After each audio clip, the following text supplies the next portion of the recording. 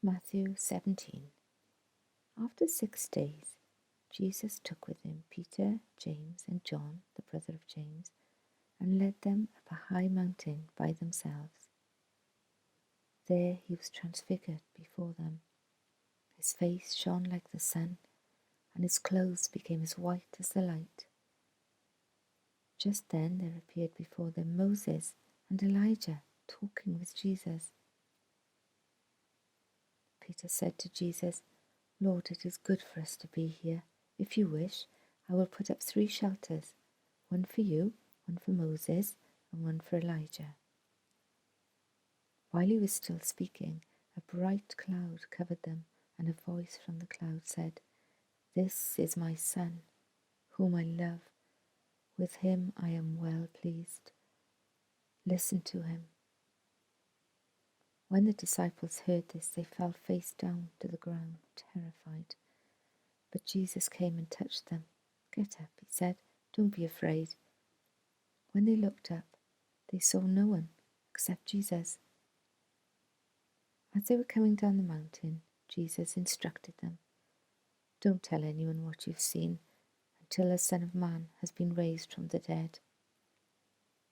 The disciples asked him, "Why then do the teachers of the law say that Elijah must come first?" Jesus replied, "To be sure, Elijah comes and will restore all things. But I tell you, Elijah has already come, and they did not recognize him, but have done to him everything they wished. In the same way the Son of Man is going to suffer at their hands." Then the disciples understood that he was talking to them about John the Baptist.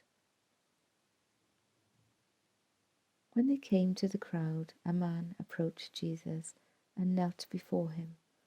"Lord, have mercy on my son," he said. "He has seizures and is suffering greatly. He often falls into the fire or into the water.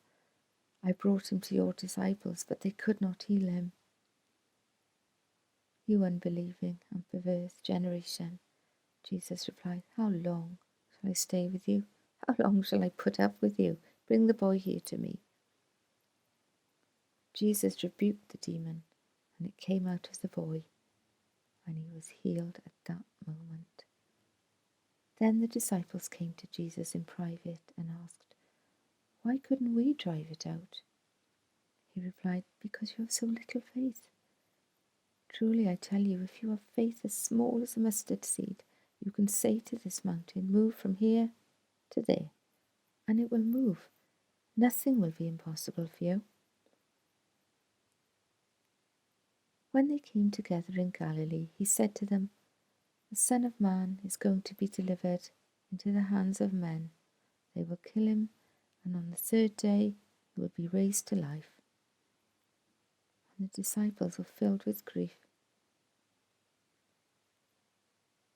After Jesus and his disciples arrived in Capernaum, the collectors of the 2 drachma temple tax came to Peter and asked, "Doesn't your teacher pay the temple tax?" "Yes, he does," he replied. When Peter came into the house, Jesus was the first to speak. "What do you think, Simon?" he asked.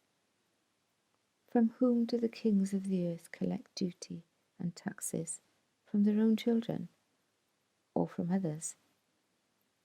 "From others," Peter answered. "Then the children are exempt," Jesus said to him. "But so that we may not cause offence, go to the lake and throw out your line. Take the first fish catch, open its mouth, and you will find a 4 drachma coin. Take it and give it to them for my tax and yours."